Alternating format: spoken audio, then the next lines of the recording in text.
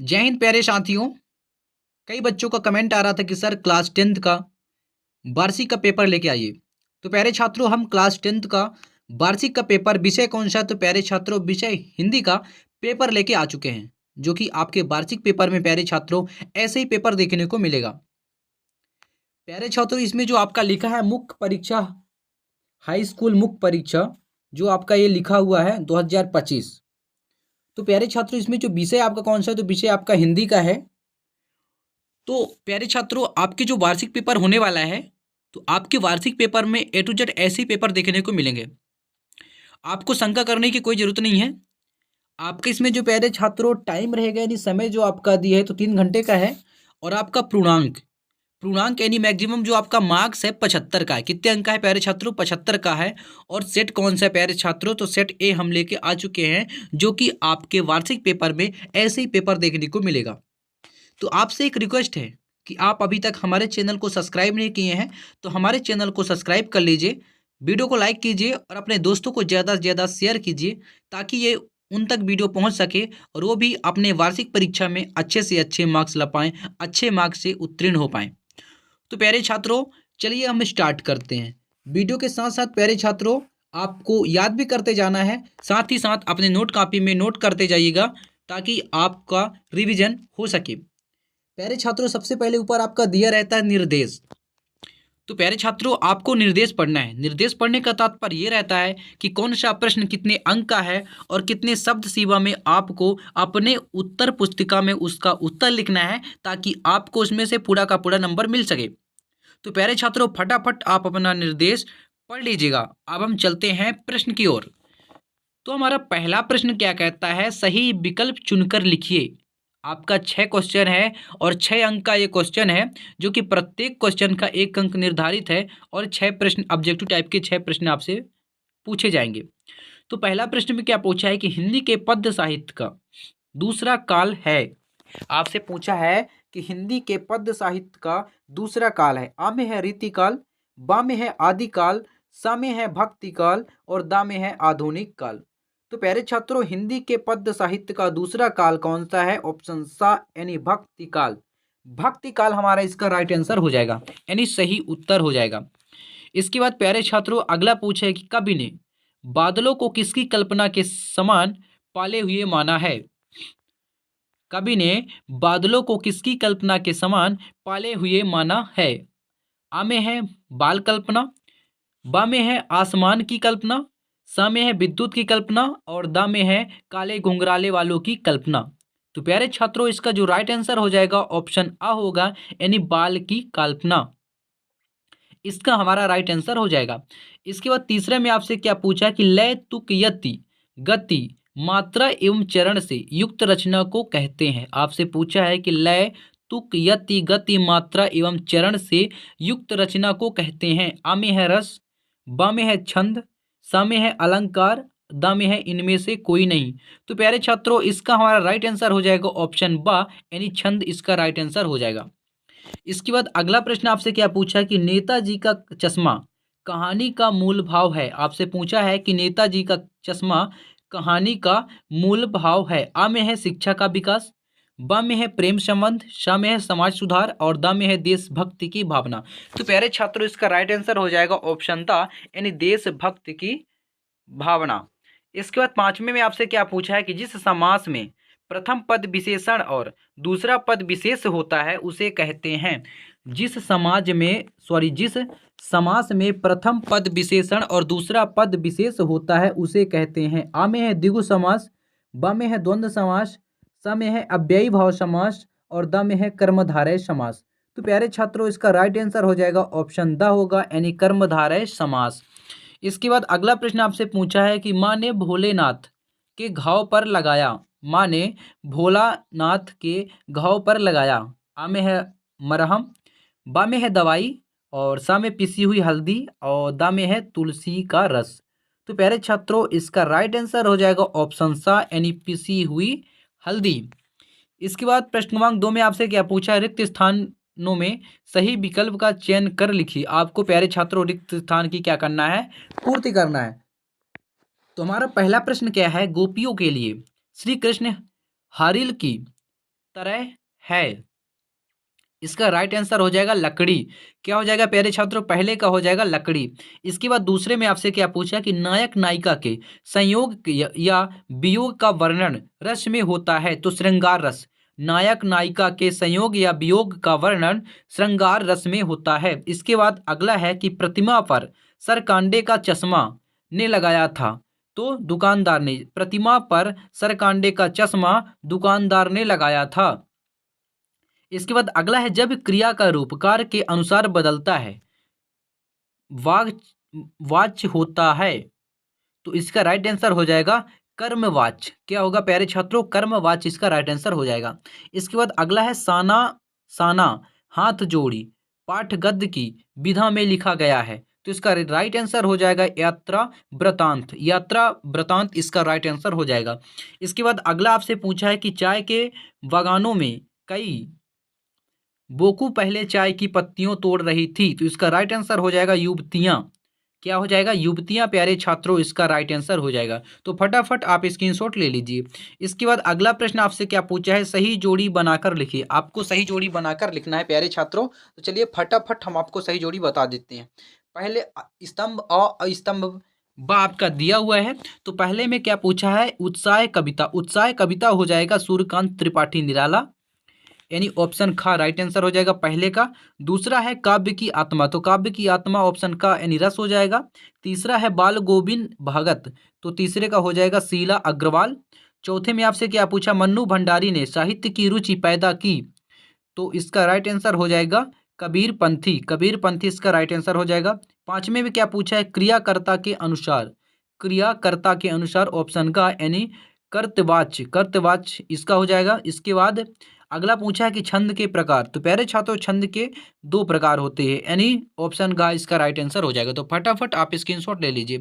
इसके बाद अगला प्रश्न आपसे क्या पूछा है कि एक शब्द और एक वाक्य में उत्तर दीजिए। आपसे एक शब्द और एक वाक्य में उत्तर पूछा है, तो फटाफट चलिए एक शब्द और एक वाक्य में उत्तर आपको बता देते हैं। पहले प्रश्न में क्या पूछा है कि जयशंकर प्रसाद की आत्मकथा कविता किस पत्रिका में प्रकाशित हुई थी, तो इसका राइट आंसर हो जाएगा हंस पत्रिका में। किसमें प्यारे छात्रों, हंस पत्रिका में इसका राइट आंसर हो जाएगा। दूसरे में आपसे क्या पूछा है कि भोलेनाथ और उसके साथी अनोले को अनोले को घिसकर क्या जताते बजाते थे, तो इसका राइट आंसर हो जाएगा प्यारे छात्रों शहनाई। इसके बाद तीसरे में आपसे क्या पूछा है प्यारे छात्रों कि संस्कृति निबंध हमें किससे टकराने की प्रेरणा देता है, तो संस्कृति निबंध हमें किससे टकराने की प्रेरणा देता है, सभ्यता और संस्कृति, सभ्यता और संस्कृति से। इसके बाद अगला प्रश्न आपसे पूछा है कि टेढ़ी खीर मुहावरे का अर्थ क्या है, कठिन कार्य। टेढ़ी खीर मुहावरे का अर्थ क्या है प्यारे छात्रों, इसका हो जाएगा कठिन कार्य। इसके बाद अगला आपसे पूछा है कि हिरोशिमा नामक कविता किस काव्य संग्रह से ली गई है, तो इसका राइट आंसर हो जाएगा अरि ओ करुणा प्रसामय प्रभामय। इसके बाद अगला आपसे पूछा है कि कंपनी के काम के सिलसिले में कस्बे से कौन गुजरता था, तो हलदार साहब। हलदार साहब इसका प्यारे छात्रों राइट आंसर हो जाएगा। तो फटाफट आप स्क्रीनशॉट ले लीजिए। इसके बाद अगला प्रश्न आपसे क्या पूछा है कि प्रश्न क्रमांक 5 में आपसे पूछा है सत्य असत्य का चयन कर लिखिए। आपको सत्य असत्य का चयन करके आपको लिखना है, जो कि 6 अंक का क्वेश्चन है और प्रत्येक क्वेश्चन का 1 अंक आपके लिए निर्धारित है। तो चलिए फटाफट हम सत्य असत्य कर लेते हैं। पहला है उद्धव का संदेश गोपियों को गुड़ की तरह मीठा लगा, इसमें हो जाएगा प्यारे छात्रों असत्य हो जाएगा। दूसरे में क्या पूछा है कि राम बाजार जाता है, एक आज्ञावाचक वाक्य है, ये भी हमारा क्या हो जाएगा असत्य हो जाएगा। तीसरे में आपसे क्या पूछा है कि कैप्टन चश्मे वाला आजाद हिंद फौज का सिपाही था, ये हमारा क्या हो जाएगा प्यारे छात्रों सत्य हो जाएगा। इसके बाद चौथे में पूछा है लोक धन उक्ति से मिलकर लोकोक्ति शब्द बना है, ये भी हमारा हो जाएगा सत्य हो जाएगा। इसके बाद 5वें आपसे क्या पूछा है कि परशुराम के फरसे को देखकर लक्ष्मण भयभीत हो गए, ये हमारा असत्य हो जाएगा। इसके बाद अगला है भोलानाथ के पिता उन्हें गोरस भात चांदी के कटोरे में खिलाते थे, ये भी हमारा क्या हो जाएगा सत्य हो जाएगा। तो फटाफट प्यारे छात्रों आप स्क्रीनशॉट ले लीजिए। इसके बाद प्रश्न क्रमांक 6 में आपसे क्या पूछा कि रीतिकाल को श्रृंगार काल क्यों कहा गया है, लिखिए। इसका आत्मा में है प्रगतिवाद की कोई 2 विशेषताएं लिखिए। और प्रश्न क्रमांक 7 में आपसे क्या पूछा है कि तुलसीदास अथवा जयशंकर प्रसाद की काव्यगत विशेषताएं निम्नलिखित बिंदुओं के आधार पर आपको लिखना है। तो प्यारे छात्रों ये रहा प्रश्न क्रमांक 6 का उत्तर। रीतिकाल में कवियों ने श्रृंगार रस में रचनाएं लिखी है, इसकी कारण रीतिकाल को श्रृंगार काल कहा जाता है। इस काल में नायिका सौंदर्य, नक्सिक वर्णन, रूप सौंदर्य का बहुतायत रूप से वर्णन किया गया है। कवि कवि के नाम, रचना के नाम, तो कवि जो हो गया केशवदास, रचना है रामचंद्रिका, बिहारी सतसाई भूषण यानी छत्रसाल दशक। इसके बाद प्रश्न क्रमांक 6 का ये जो आप सॉरी प्रश्न क्रमांक 7 का उत्तर प्यारे छात्रों, तुलसीदास की काव्यगत विशेषताएं। रचनाएं हो गया रामचरितमानस, विनय पत्रिका, कविता वाली, गीता वाली, हनुमान बाहुक यानी जानकी मंगल आदि। काव्य विशेषताएं ये भाव पक्ष प्यारे छात्रों, तो फटाफट आप स्क्रीनशॉट ले लीजिए। भाव पक्ष यानी भक्ति की भावना। तुलसीदास सदुण सगुण ईश्वर को मानते थे, उनकी भक्ति में असीम दैन्य अनन्य आत्म समर्पण है। इसके बाद दूसरा है समन्वयवादी विचार, इनका दृष्टिकोण समन्वयवादी रहा है। तो फटाफट प्यारे छात्रों आप स्क्रीनशॉट ले लीजिए। तीसरा है रस सिद्धता, तुलसीदास रस सिद्ध कवि हैं, उनकी कविताओं में श्रृंगार, शांत, वीर रसों का सुंदर चित्रण हुआ है, रौद्र, करुण एवं अद्भुत रस वर्णन हुआ है। इसके बाद प्यारे छात्रों कला पक्ष, पलक भाषा, तुलसी ने ब्रज और अवधी भाषा को अपनाया है, जहाँ तक अरबी, फारसी, भोजपुरी, बुंदेलखंडी भाषाओं के शब्द भी मिल जाते हैं। अलंकार योजना, तुलसी का अलंकार विधान अनुपम है, उन्होंने उपमा अलंकार को ही नहीं बल्कि कहीं रूपक, कहीं उत्प्रेक्षा तो कहीं दृष्टांत का भी प्रयोग किया है। तीसरे में शैली, तुलसी ने उस समय की सभी शैलियों का प्रयोग किया है, जो इन्होंने प्रबंध और मुक्तक दोनों शैलियों को अपनाया है। इसके बाद साहित्य में स्थान प्यारे छात्रों, तो ये रहा साहित्य में स्थान। फटाफट तुलसी लोक कवि है, रामचंद्र शुक्ल ने इनको साहित्यिक हिंदी साहित्य का सूर माना है, अयोध्या सिंह उपाध्याय ने कहा। तो फटाफट प्यारे छात्रों आप स्क्रीनशॉट ले लीजिए। इसके बाद जयशंकर प्रसाद का दो रचनाएं, कामायनी यानी महाकाव्य और करुणालय यानी गीत नाट्य। काव्यगत विशेषताएं, तो आपका ये रहा भाव पक्ष, प्रेम एवं सौंदर्य का चित्रण। प्रसाद जी मुख्यतः प्रेम और सौंदर्य के उपासक हैं। प्रसाद जी द्वारा व्यक्त सौंदर्य में बाह्य और आंतरिक सौंदर्य का अद्भुत समंजस कामायनी का यह उदाहरण है। देखिए, तो फटाफट प्यारे छात्रों आप स्क्रीनशॉट ले लीजिए। इसके बाद ये हो गया भाव पक्ष, ये हो गया हमारा कला पक्ष। भाषा यानी प्रसाद जी ने भाषा काव्य की संस्कृतनिष्ठ व्याकरण समस्त परिष्कृत एवं परिमार्जित खड़ी बोली है। आपने प्रथम काव्य संग्रह चित्राधार की रचना ब्रज भाषा में की है, इसके बाद समस्त काव्य रचना शुद्ध साहित्यिक खड़ी बोली में किया है। दूसरे में है अलंकार, यानी प्रसाद जी की रचनाओं में अलंकारों का प्रचुर मात्रा में प्रयोग किया गया है। आप सहज एवं स्वाभाविक अलंकार योजना है। तो फटाफट प्यारे छात्रों आप स्क्रीनशॉट ले लीजिए। तीसरा में क्या है, छंद योजना। तो प्रसाद जी ने काव्य रचना का प्रारंभ सवैया एवं कवित्व छंदों से किया, किंतु बाद में अपने गीत शैली एवं अतुकांत छंद में काव्य रचना की है। आपने नवीन छंदों का निर्माण किया है। साहित्य में स्थान, तो भाव पक्ष एवं कला पक्ष की दृष्टि से प्रसाद जी का काव्य उच्च कोटि का है। आपके काव्य में इतिहास, दर्शन एवं कला। तो फटाफट प्यारे छात्रों आप स्क्रीनशॉट ले लीजिए। इसके बाद प्यारे छात्रों प्रश्न क्रमांक 8 में आपसे क्या पूछा कि उद्धव के व्यवहार की तुलना किस किस से की गई है, अथवा है गोपियों के अनुसार राजा का धर्म क्या होना चाहिए। प्रश्न क्रमांक 9 देख लीजिए, यानी लक्ष्मण ने वीर योद्धा की क्या क्या विशेषताएं बताई हैं, अथवा है उत्साह कविता के बदल किन किन अर्थों यानी अर्थों की ओर संकेत करता है। प्रश्न नंबर 10 में क्या पूछा कि महाकाव्य एवं खंड काव्य में आपको अंतर लिखना है। तो चलिए फटाफट आपका ये रहा प्रश्न क्रमांक 8 का उत्तर। तो फटाफट प्यारे छात्रों आप स्क्रीनशॉट ले लीजिए। गोपियों ने उद्धव के व्यवहार की तुलना निम्नलिखित, तो फटाफट आप स्क्रीनशॉट ले लीजिए। इसके बाद प्रश्न क्रमांक 8 का 8वें का उत्तर, यानी गोपियों के अनुसार राजा का धर्म उसकी प्रजा की हर तरह से रक्षा करना होता है तथा नीति से राजधर्म का पालन करना होता है। एक राजा तभी अच्छा कहलाता है जब वह अनीति का साथ न देकर नीति का साथ दे। इसके बाद प्रश्न क्रमांक 9 का उत्तर, प्यारे छात्रों लक्ष्मण ने वीर योद्धा की विशेषताएं बताई हैं। वीर योद्धा स्वयं अपनी वीरता का बखान नहीं करते, अपितु दूसरे लोगों उसकी वीरता का बखान करते हैं। वे युद्ध भूमि में अपनी वीरता का परिचय साहस पूर्वक देते हैं। वीर योद्धा शांत, विनम्र, क्षमाशील, धैर्यवान, बुद्धिमान होते हैं। तो फटाफट आप स्क्रीनशॉट ले लीजिए। इसके बाद प्रश्न क्रमांक 9 का जो 8वें का है, यानी बच्चे की मुस्कान और उसकी घुंघराली लटे के रूप में और दूसरे में क्या है, कवि बादलों के उत्साह और संघर्ष का भाव भरने वाले कवि के रूप में देखते हैं। अगला है संसार की पीड़ा हरने वाले सुख के रूप में। तो फटाफट आप स्क्रीनशॉट ले लीजिए। इसके बाद प्रश्न क्रमांक 10 का उत्तर महाकाव्य और खंड काव्य में इस अंतर। तो महाकाव्य की कथा वस्तु विस्तृत रहती है जबकि खंड काव्य की कथा वस्तु सीमित रहती है। दूसरे में क्या है, महाकाव्य में अनेक पात्र होते हैं जबकि खंड काव्य में पात्रों की संख्या सीमित रहती है। महाकाव्य में सभी रसों का समावेश होता है परंतु खंड काव्य में नहीं। महाकाव्य में 8 से अधिक सर्ग होते हैं परंतु खंड काव्य में, इसके बाद महाकाव्य में अनेक छंद का प्रयोग होता है परंतु खंड काव्य में एक ही छंद का प्रयोग होता है। तो फटाफट प्यारे छात्रों आप स्क्रीनशॉट ले लीजिए। इसके बाद ये रहा प्रश्न क्रमांक 10 का 8वें का उत्तर, प्रबंध काव्य और मुक्तक काव्य में अंतर। प्रबंध काव्य और मुक्तक काव्य में अंतर, तो फटाफट आप स्क्रीनशॉट ले लीजिए। मैं थोड़ा जूम कर देता हूँ। ये रहा प्रबंध काव्य और मुक्तक काव्य में अंतर। इसके बाद प्यारे छात्रों प्रश्न क्रमांक 11 में आपसे क्या पूछा कि अतिसंयुक्ति अलंकार की परिभाषा उदाहरण सहित लिखना है आपको। 8वें में क्या पूछा कि दोहा छंद का उदाहरण लिखिए। प्रश्न नंबर 12 में आपसे क्या पूछा, कहानी और उपन्यास में 2 अंतर लिखिए और नाटक एवं एकांकी में आपको 2 अंतर लिखना है। तो चलिए फटाफट आपको इनका उत्तर आपको बता देते हैं। अतिसंयुक्ति अलंकार की परिभाषा और उदाहरण।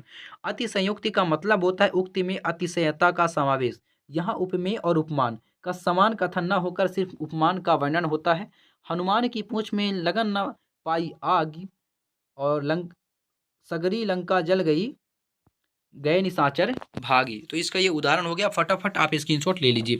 इसके बाद प्रश्न क्रमांक 11 का 8वें का यानी दोहा अर्ध सम मात्रिक छंद है। इसमें 4 चरण होते हैं। पहले और तीसरे चरण में 13-13 मात्राएं तथा दूसरे और चौथे चरण में 11-11 मात्राएं होती हैं। रहीमन पानी राखिए बिन पानी सब सून, पानी गए न उबरे मोती मानुष चून। आपका ये इसका प्यारे छात्रों उदाहरण हो गया। तो फटाफट आप स्क्रीनशॉट ले लीजिए। इसके बाद प्रश्न क्रमांक 12 का उत्तर आपका ये रहा, कहानी और उपन्यास में अंतर। कहानी का कथनक संक्षिप्त किंतु उपन्यास का कथानक विस्तृत होता है। कहानी में पात्र संख्या कम परंतु उपन्यास में पात्र संख्या अधिक रहती है। कहानी एक बैठक में पढ़ सकते हैं, उपन्यास नहीं। कहानी में चरित्र चित्रण व प्रकृति चित्रण अति संक्षेप में परंतु उपन्यास में व्यापक रूप में होता है। तो फटाफट आप स्क्रीनशॉट ले लीजिए। इसके बाद प्रश्न क्रमांक 12 का जो 8वें का है उत्तर, नाटक और एकांकी में अंतर। तो नाटक में अनेक अंक होते हैं और एकांकी में एक अंक होता है। नाटक में आधिकारिक कथा के साथ साथ सहायक गौण कथाएं भी होती है। एकांकी में एक ही कथा और घटना होती है। तो फटाफट आप स्क्रीनशॉट ले लीजिए। इसके बाद प्यारे छात्रों प्रश्न क्रमांक 13 में आपसे क्या पूछा है कि राम वृक्ष बेनीपुरी अथवा मन्नू भंडारी की साहित्यिक विशेषताएं निम्नलिखित बिंदुओं के आधार पर आपको लिखना है। 2 रचनाएं और भाषा शैली। प्रश्न क्रमांक 14 में आपसे क्या पूछा है कि भगत की पुत्र वधू उन्हें अकेला क्यों नहीं छोड़ना चाहती थी। इसके बाद इसका अथवा है कि बिस्मिल्लाह खां को शहनाई की मंगल ध्वनि का नायक क्यों कहा गया है। सुशीर बाघों से क्या अभिप्राय है, आपको इसमें ये लिखना। प्रश्न क्रमांक 15 में आपसे क्या पूछा, सेनानी ना होते हुए भी चश्मे वाले को लोग कैप्टन क्यों कहते थे। तो फटाफट आपका ये रहा, राम वृक्ष बेनीपुरी यानी रचनाएं हो गया माटी की मूर्तें और दूसरा में है चिला के फूल। इसके बाद भाषा शैली में क्या है, उनकी भाषा युद्ध साहित्यिक खड़ी बोली है। उनकी भाषा में औज है। उनकी सशक्त भाषा विचार और भावों को अभिव्यक्त करने में पूर्ण सामर्थ्य है। तो फटाफट आप स्क्रीनशॉट ले लीजिए। इसके बाद प्रश्न क्रमांक 14 का ये रहा हमारा उत्तर प्यारे छात्रों, यानी भगत की पुत्र वधू जानती थी कि भगत जी संसार में अकेले हैं। उनका एकमात्र पुत्र मर चुका है, वे बूढ़े हैं और भक्त हैं। उन्हें उन्हें घर बार और संसार में कोई रुचि नहीं है, अतः वे अपने खाने पीने और स्वास्थ्य की ओर भी ध्यान नहीं दे पाएंगे। इसलिए पुत्रवधू सेवा भाव से उनके वर्णों की छाया। तो फटाफट आपको स्क्रीनशॉट ले लेना है। जीवन घटना चाहती थी, यहाँ तक आपको याद करना है। तो फटाफट आप देख लीजिए और स्क्रीनशॉट ले लीजिए। इसके बाद प्रश्न क्रमांक 14 का 8वें का ये रहा उत्तर, यानी शहनाई ऐसा।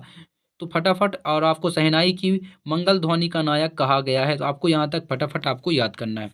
इसके बाद प्यारे छात्रों प्रश्न क्रमांक 15 का ये रहा उत्तर आपका, यानी चश्मे वाला कभी सेनानी नहीं रहा है ना। वह तन से बहुत बूढ़ा और मरियल सा था परंतु उसके मन में देशभक्त की भावना प्रबल थी। वह सुभाष चंद्र का सम्मान करता था। वह सुभाष की बिना चश्मे वाली मूर्ति को देखकर आहत था, इसलिए अपनी ओर एक चश्मा नेताजी की मूर्ति पर आवश्यक लगाता था। उसकी इसी भावना को देखकर ही लोगों ने उसे सुभाष चंद्र बोस का साथी या सेना का कैप्टन कहकर सम्मान दिया। चाहे उसका यह नाम व्यंग्य में रखा गया हो, फिर भी वह ठीक नाम था। वह कस्बे का अगुआ था। तो फटाफट आपको स्क्रीनशॉट ले लीजिए। इसके बाद प्यारे छात्रों, प्रश्न क्रमांक 16 में आपसे क्या पूछा है कि निम्नलिखित वाक्यांश के लिए एक शब्द आपको लिखना है। क्या करना है? एक शब्द आपको लिखना है। ये रहा प्रश्न क्रमांक 15 का अथवा का, यानी वास्तविक अर्थों में संस्कृत व्यक्ति उसे कहा जाता है जो अपनी बुद्धि अथवा विवेक के द्वारा किसी भी नए तथ्य को दर्शन दर्शन करता है, अर्थात जिसने अपनी योग्यता के बल पर किसी नई चीज का आविष्कार किया हो, नहीं वास्तविक अर्थों में संस्कृति कहलाने के योग्य। तो फटाफट ये रहा आपका प्रश्न क्रमांक 16 में आपसे क्या पूछा है कि निम्नलिखित वाक्यांश के लिए एक शब्द लिखिए, यानी जो सभी को स्वीकार हो। तो सर्वसम्मति। इसके बाद प्यारे छात्रों, दूसरे में क्या पूछा है कि जिसका आकार ना हो, तो निराकार। क्या हो जाएगा प्यारे छात्रों? निराकार हो जाएगा। इसके बाद प्रश्न क्रमांक अथवा इसका क्या पूछ, निम्नलिखित मुहावरों का अर्थ लिखते हुए वाक्य में प्रयोग करना है। आंख का तारा होना। इसके बाद दूसरे में है गागर में सागर भरना। प्रश्न क्रमांक 17 में आपसे क्या पूछा कि भोलेनाथ अपने साथियों को देखकर सिसकना क्यों भूल जाता है। इसका अथवा है कि गंतोक को मेहनत कश बादशाहों का शहर क्यों कहा गया है। तो फटाफट आप देख लीजिए। बहुत प्यारा होना, यानी आंख का तारा होना, यानी बहुत प्यारा होना। वाक्य में प्रयोग, यानी घर का सबसे छोटा बच्चा पूरे परिवार की आंख का तारा होता है। इसके बाद गागर में सागर, यानी थोड़े शब्दों में अधिक कहना। बिहारी ने अपने दोहों में गागर में सागर भरा दिया। आपका ये वाक्य में प्रयोग हो जाएगा। इसके बाद प्रश्न क्रमांक 17 आप देख लीजिए फटाफट। प्रश्न क्रमांक 18 देख लीजिए। तो प्रश्न क्रमांक 17 का ये रहा प्यारे छात्रों, यानी बाल सुलभ प्रकृति होती है कि वे अपनी पसंदीदा वस्तुओं और रुचिगत क्रियाकलापों की ओर शीघ्र आकर्षित हो जाते हैं। यही वजह है कि आम व्यक्ति रोते बिलखते सुबकते नन्हे बालकों को चुप कराने के लिए उनकी पसंद की वस्तुएं या खेल दिखाते हैं, तो देखकर सिसकना भूल जाता है। यहाँ तक आपको फटाफट याद करना है। अब स्क्रीनशॉट ले लीजिए। इसके बाद प्रश्न क्रमांक 18 देख लीजिए। प्रश्न क्रमांक 18 का, ये प्रश्न क्रमांक 17 का अथवे का उत्तर प्यारे छात्रों। इसके बाद प्रश्न क्रमांक 18 देख लीजिए। निम्नलिखित काव्यांश का सदर प्रसंग सहित आपको भावार्थ लिखना है। तो प्रश्न ये आपका संदर्भ रहा, यानी प्रस्तुत पद्यांश हमारी पाठ्यपुस्तक यानी क्षितिज भाग 2 के पाठ आत्मकथ्य से लिया गया है। इसके रचयिता कवि जयशंकर प्रसाद हैं। प्रसंग आप देख लीजिए और भावार्थ आप देख लीजिए। इसके बाद प्रश्न क्रमांक 19 देख लीजिए। प्रश्न क्रमांक 19 में आपसे पूछा है कि इसमें भी गद्यांश संदर्भ प्रसंग सहित आपको भावार्थ लिखना है। प्रश्न क्रमांक 20 में क्या पूछा कि मेरे जीवन का लक्ष्य विषय पर एक अनुच्छेद लिखना है। तो प्यारे छात्रों, प्रश्न क्रमांक 19 का ये रहा उत्तर। फटाफट आप स्क्रीनशॉट ले लीजिए। मैं थोड़ा जूम कर देता हूँ। ये रहा आपका उत्तर। इसके बाद प्रश्न क्रमांक 20 का ये रहा उत्तर। आपका प्रश्न क्रमांक 20 का उत्तर फटाफट स्क्रीनशॉट ले लीजिए। इसके बाद प्रश्न क्रमांक 20 के अथवे में, यानी दो मित्रों के बीच परीक्षा की तैयारी पर संवाद आपको लिखना है। प्रश्न क्रमांक 23 देख लीजिए। अपरित काव्यांश को पढ़कर पूछे गए प्रश्नों को आपको क्या करना है प्यारे छात्रों? उत्तर देना है। तो फटाफट आप ये पढ़ लीजिए और इसका उत्तर यानी इसी गद्यांश से पढ़कर आपको ढूंढकर लिखना है। इसके बाद प्रश्न क्रमांक 22 में आपसे क्या पूछा है? अपने जिले के जिलाधीश को ध्वनि विस्तारक यंत्र पर प्रतिबंध लगाने हेतु आवेदन पत्र आपको लिखना है। तो प्यारे छात्रों, इसका अथवा में क्या पूछा है कि परीक्षा में प्रथम स्थान प्राप्त करने पर अपने मित्र को एक बधाई पत्र लिखना है। प्रश्न क्रमांक 23 में आपसे क्या पूछा है कि निम्नलिखित में से किसी एक विषय पर रूपरेखा सहित आपको क्या करना है? निबंध लिखना है। आ में विद्यार्थी जीवन में अनुशासन का महत्व, दूसरे में मोबाइल के लाभ और हानि, तीसरे में जल ही जीवन है, चौथे में पर्यावरण सुरक्षा और पांचवें में मेरी दिनचर्या। तो प्यारे छात्रों, प्रश्न क्रमांक 22 का ये रहा आपका उत्तर। प्रश्न क्रमांक 22 का ये रहा उत्तर आपका ध्वनि प्रदूषण रोकने के संबंध में। तो आपका ये रहा प्रश्न क्रमांक 22 का उत्तर। फटाफट आप स्क्रीनशॉट ले लीजिए। तो प्यारे छात्रों, आशा करता हूं कि आपको वीडियो समझ में आ गया होगा। अगर वीडियो समझ में आ गया होगा तो वीडियो को लाइक कीजिए और चैनल को सब्सक्राइब कीजिए और वीडियो में कमेंट कीजिए। फिर मिलते हैं नेक्स्ट वीडियो में। तब तक के लिए जय हिंद, वंदे मातरम।